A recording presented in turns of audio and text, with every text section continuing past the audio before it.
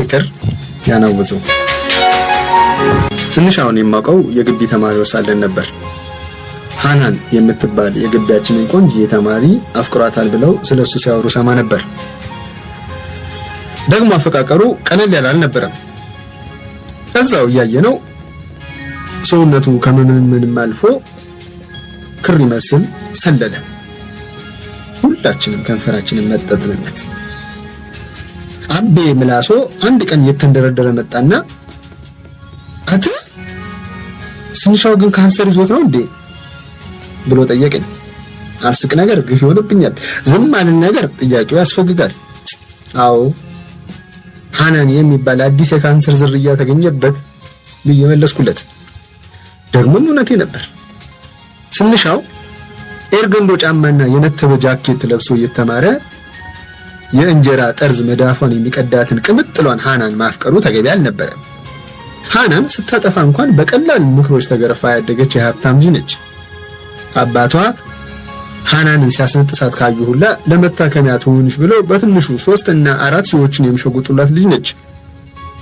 ዩኒቨርሲቲ እንኳን ለምን እንደምትማር እስከማይገባን ድረስ በወር የሚላክላት ገንዘብ ከመምህራኖቻችን የመንፈቅ ደሞዝ ጥርቅም በላይ ነበር። በቃ የሆነ ቀን የዶርማችንን በር ስንከፍተው ስንሻው በረኪና ሊጨልጥ ዝግጅት እያደረገ ደረስንበት። አበስኩ ገበርኩ። ደግሞ የሁለተኛ ሴሚስተር አጋማሽ ግሬዳችን የተለጠፈበት ወቅት ነበር። እንደዛ አንገቱ ብቻ እስኪታይ ያፈቀረው ሰውዬ የትምህርት ውጤቱ ግን አስደማሚ ነበር። ሁሉንም የትምህርት አይነት ኤ ነበር ያመጣው።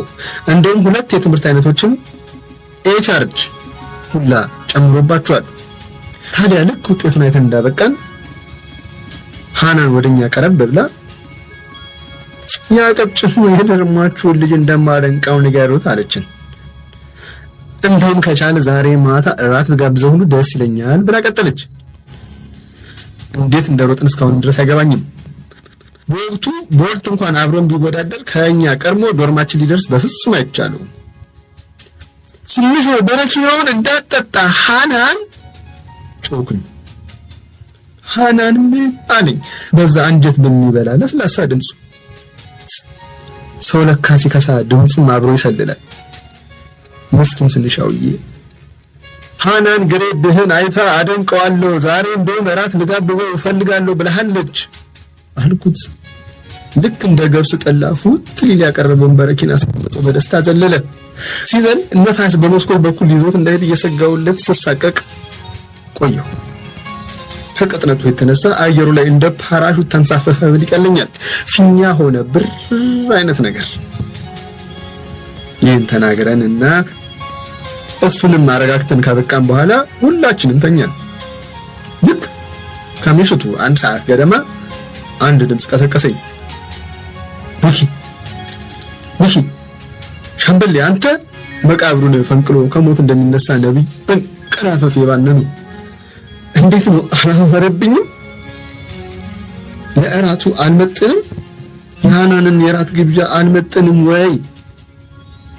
ስንሻውን በሰመመን እንዳየሁት ሊጠጣው ባሰበው በረኪና ሸሚዙን ፏ አድርጎ አጥቦ ነበር። ተመልሼ ተኛሁ።